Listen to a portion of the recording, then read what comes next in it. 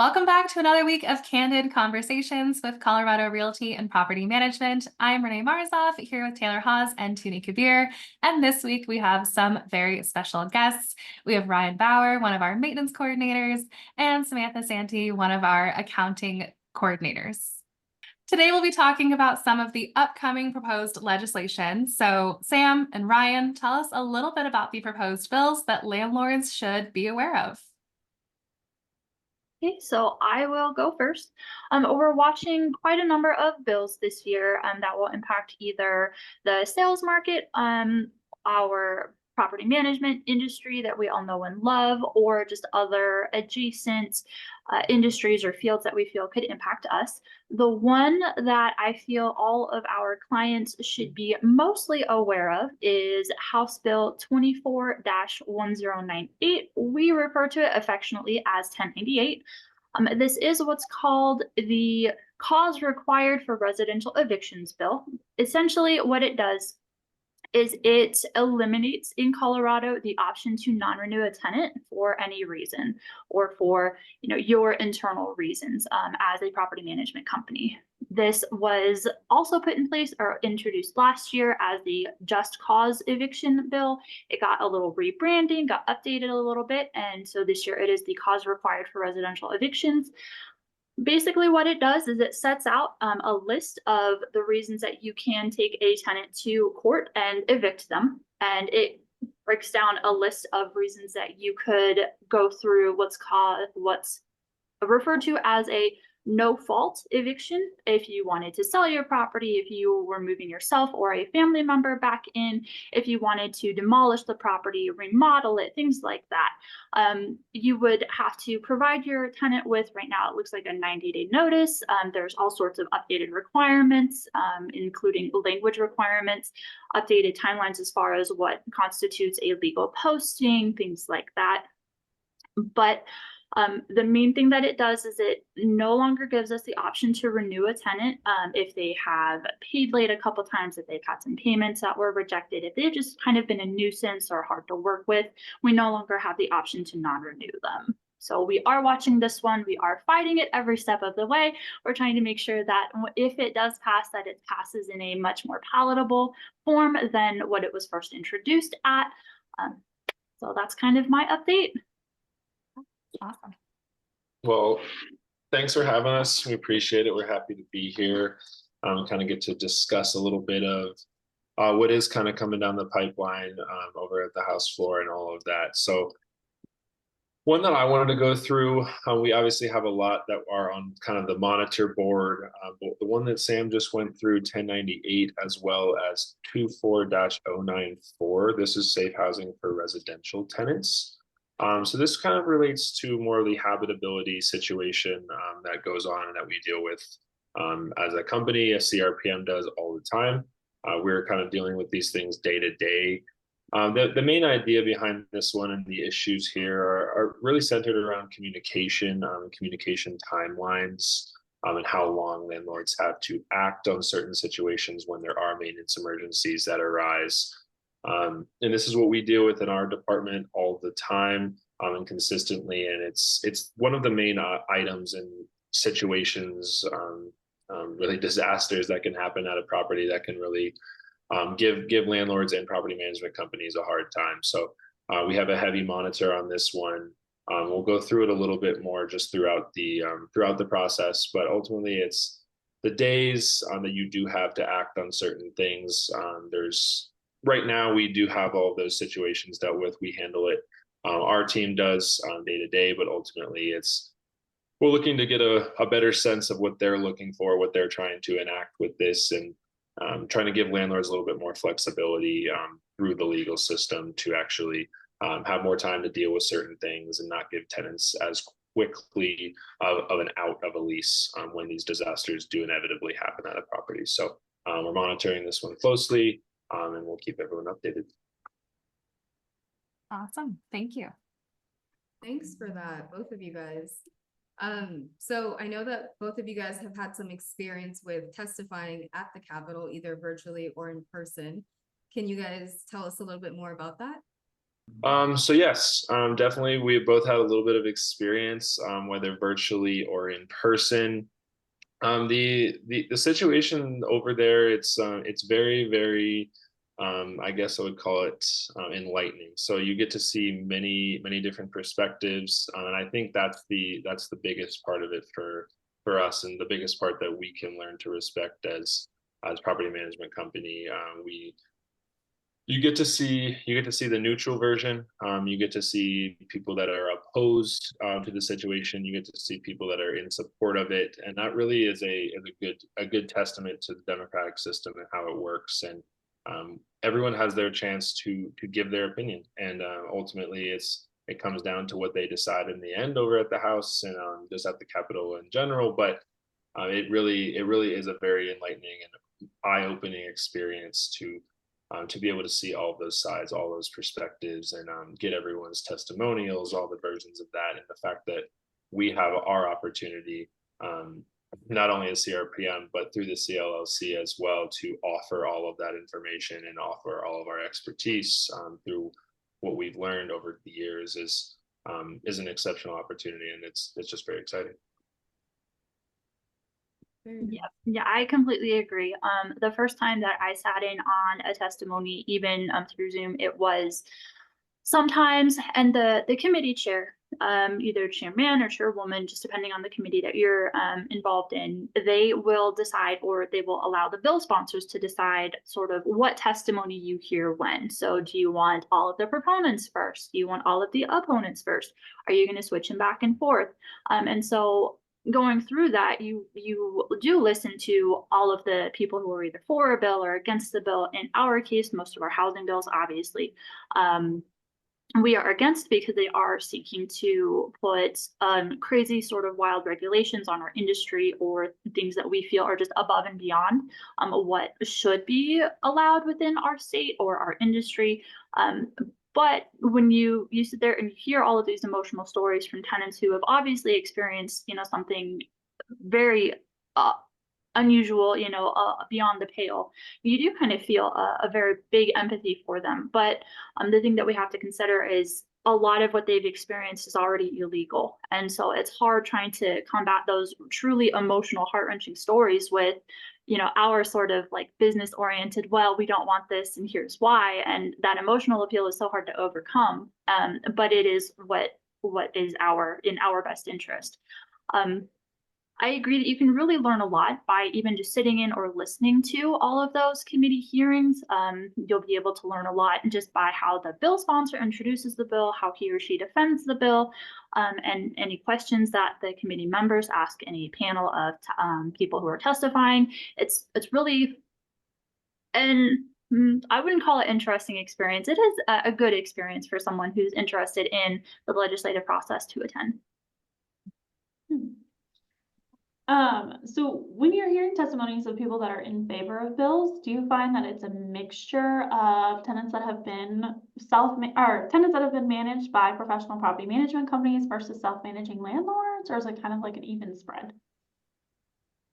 I don't know that I would be able to put a number on that, just because they don't go and say, when I was in this property managed by insert management company here or managed by the owner. It's just that they go and talk about their bad experience. I remember one, she was talking about how, she and her kids, they were kicked out. They were given a notice and then told to leave, those kind of things. There are some where I was listening and it was obviously illegal activity. The locks were changed illegally. Their stuff was left in the property. They weren't given proper notice, things like that, where I would hope that it's not a professional management company who is acting that way, or even, an apartment complex. So things like that make me think that it is an individual owner in that particular case, just because there's not as much regulation, there's not as much oversight on individual property manager or individual owners who are self-managing, whereas in the management company, we have to be licensed, we're regulated, we have to follow DORA rules and regulations and the real estate commission, and there's all sorts of additional things that we have to deal with, and that larger apartment complexes also have to deal with. So I would hope that no management company is acting that way, but I mean, there's bad apples everywhere. Yeah, That's I would have said a similar thing to that. Ultimately, it did seem like there was a good portion of people that were the way that they were hinting at certain things. It seemed like it was smaller companies. But I think there were a couple of property management companies involved as well. And like Sam said, there's bad apples everywhere. But those you don't tend to see those things from people that do tend to know the law a little bit better as we do. So I don't I didn't seem to find that as much. A lot of it was larger property management companies, but it is a little bit hard to tell. I don't necessarily believe that anyone's out there to directly incriminate whoever they were working with or speak ill about them. I think they're more just trying to get their point across, and you hope that everyone takes it with a non-biased grain of salt up there. Sure. And so I guess follow-up question to that. So with testimonies, are like evidence and exhibits submitted with testimonies, or is it really just taking, you know, for verbatim, for word, what that person is testifying? Is there any sort of fact checking on any of that? There is sort of like a cross questioning that people who testify can undergo.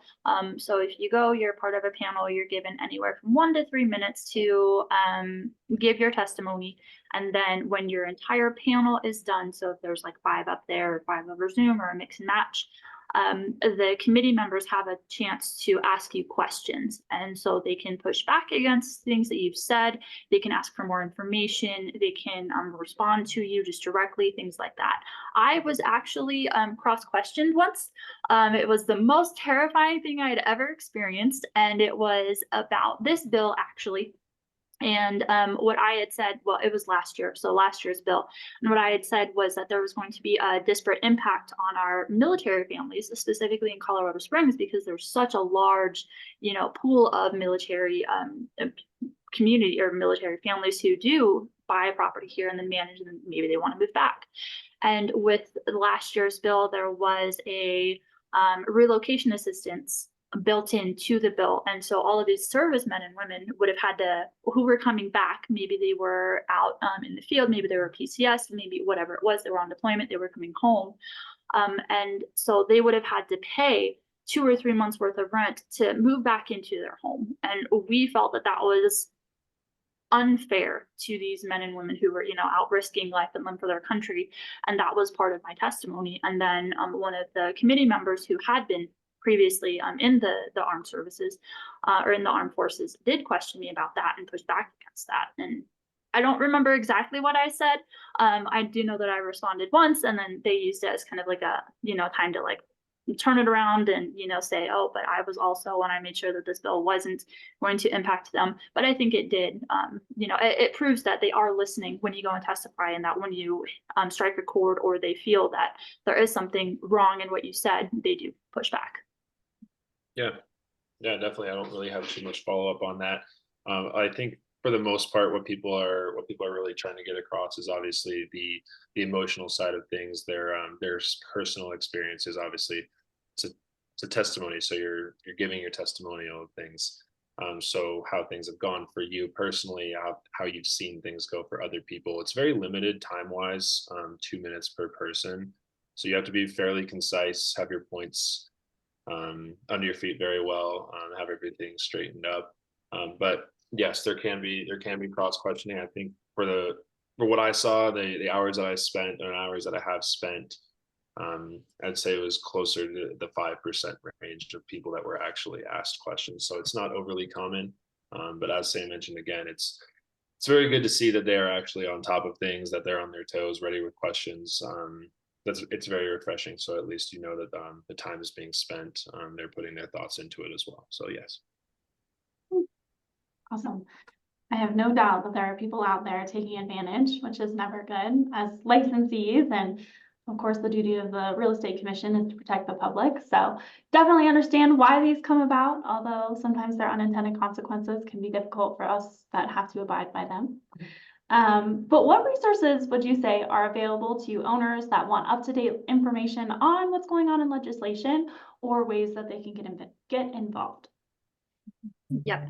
So the first one that I'm going to plug is our own company's website. If you Google Colorado laws for landlords, one of the first resources that it will give you is our page. We have a whole part of our website that is dedicated to these issues, you know, new bills, how it affects us, and that is free for everybody. You know, you don't have to be a current client of ours to access this and use it to educate yourself.